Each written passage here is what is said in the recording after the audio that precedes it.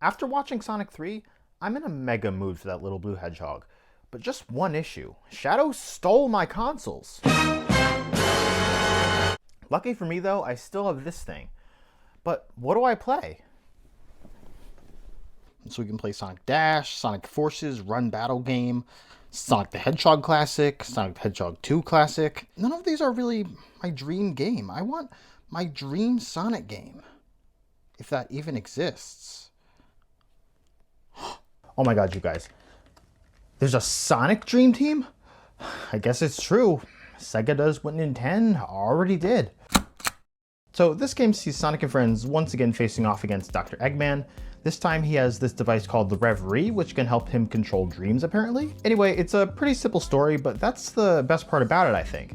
It's kind of a return to that like silly slapstick Sonic we know of the past. Like remember those old like Sonic Adventure ads where they used like the plushie Sonics? Oi Sonic, 本当にやるのか? ああ。俺は冒険が大好きなのさ。Okay, Sonic, go. あらあ。ソニックはアドベンチャーが好き。ソニックアドベンチャー。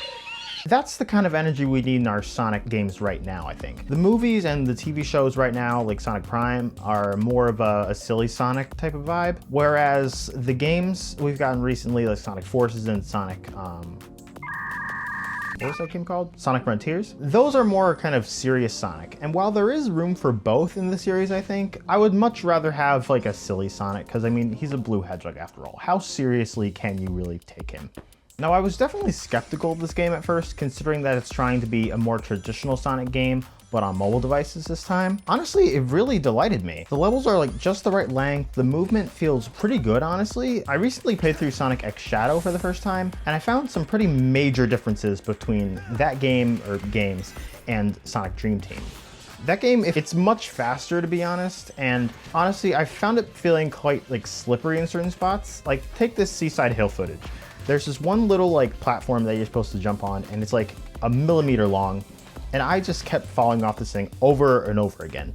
I mean, it's mostly due to me being bad at the game, but partly due to the game design, but mostly due to me being bad. Of course, Dream Team is fast, but it's fast in a way where I feel I still have full control over my character.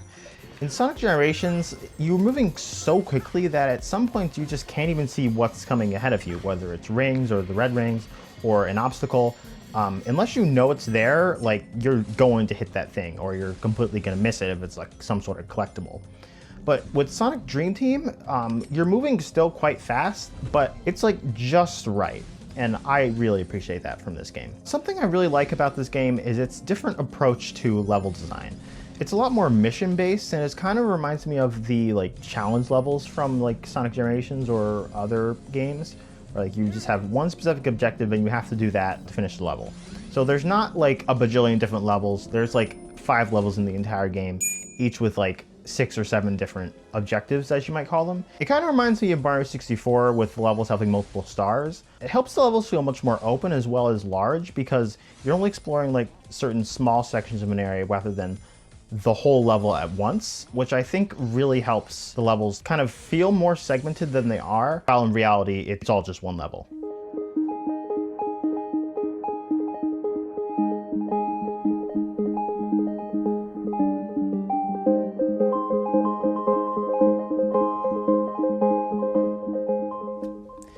Now, I said earlier that the game was like Mario 64.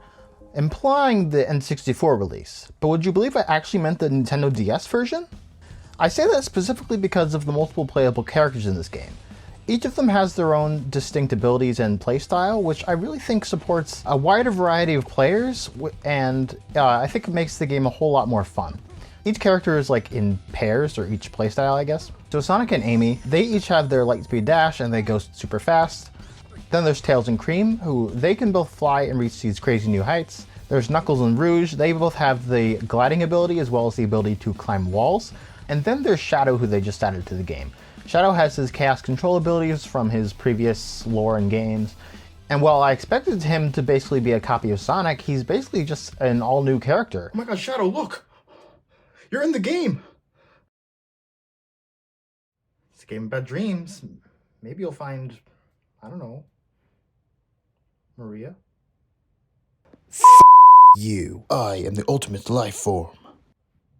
If they keep adding updates like this in the future, I'm wondering if this can become a sort of like platform for Sonic, because like we see in other platform games, they just keep adding updates, which draws in more players and makes the game like way more fun. It keeps building the community of it. But considering the apple-shaped elephant in the room, I'm wondering if this might be a bad idea. But it is a really good game, so it might make a lot of people happy, or it might anger them. Who really knows anymore, to be honest?